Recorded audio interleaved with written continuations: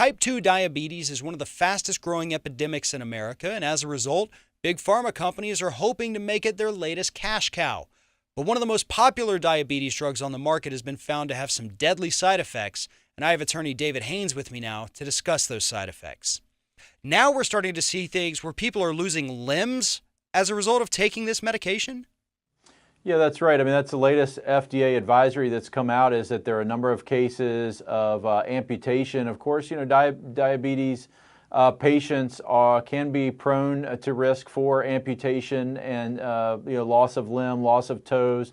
A lot of times that's where it starts. So if you have a serious diabetes condition, you have to always be cognizant of that. But the information that's coming out is in this recent clinical trial test, which the FDA has issued an advisory about and said that they're going to be checking into further, is that the Invokana drug is greatly increasing the propensity for these types of amputations. So first, this is how the kind of the pattern for a lot of these drugs, unfortunately, is played out. Is it just information keeps on seeping out about some of the concerns here. First, starting with heart attack, stroke, bone fracture, and things like that. Last year, those were the advisories that are coming out, and now more recently, the amputation risk. So the issue is that with a lot of these drugs, there are side effects, of course, but the issue is whether the manufacturer, in this case Johnson & Johnson, have properly warned about the potential side effects so that the physician and the patient can make an educated decision about whether or not the drug's pros outweigh the potential cons and the risk. And Johnson & Johnson has not properly warned of these risks, which now are only coming out after the fact. And that is really the disconcerting thing. Johnson & Johnson, we think of it as such a household product in the baby-to-baby shower and talcum powder, which we're learning a lot about cervical cancer there, unfortunately. But it's a household name. But obviously, with the systemic problems at Johnson & Johnson, it certainly appears that advertising and profit is a primary motive here, perhaps over patient safety. Well, you pointed out something very interesting there, and I want to expand on that just a little bit. And that's the fact that it's not that the drug or any drugs cause side effects. Even ibuprofen and Tylenol can cause side effects. A lot of it has to do with the risk-benefit analysis, the side effect of it versus what it does. But the most important thing, and this is where lawsuits come from, is what did the company know? Did they hide it? Did they properly deliver this information to physicians and patients?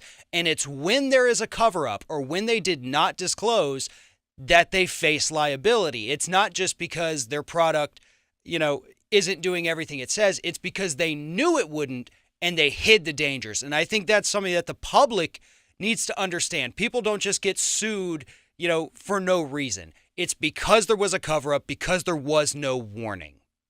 That's correct. That's correct. And the warnings, and we see the fine print and so forth, but and you wonder how much consumers really understand, as you say, with the TV commercials, or you look in the weekly periodicals and things, and you've got all this fine print, which of course goes over everyone's head. But a lot of it is education of the physicians as well. Instead, Johnson & Johnson is paying tens of millions of dollars in marketing the products for medical consultants. Literally wining and dining a lot of physicians to the tune of a couple $1 million in food and beverage expenditures for this particular drug.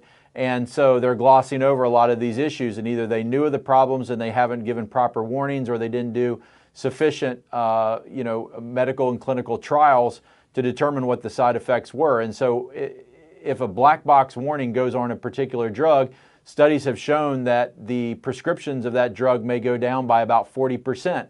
And that's what these manufacturers don't want. And so they're making, and oftentimes, unfortunately, they're making calculated decisions about whether it's better to avoid the black box warning and take their chances on the liability side and deal with the lawsuits that come as a result of the various injuries, amputation, stroke, heart attack, or death, versus having their drug, which they're talking about on their quarterly Wall Street conference calls, that this is a great, we're getting great market share in this huge patient population for diabetes. So that is the issue, is the black box warnings, appropriate warnings to the patients. The patients need to, Johnson & Johnson is a very sophisticated company. They need to be putting out all of the information that they have about these drugs so patients can make informed decisions. As we've seen too many times, it always comes down to profits over patients. And that's why, people like you, the trial lawyers, Mike Papantonio and Howard and Michael Berg, all a part of the show. That's why you guys are out there doing what you do every day to help protect American consumers. And we appreciate your work both in the courtroom and on this show. So, David, thank you very much for talking with us today. Thank you, Farron. It's my pleasure.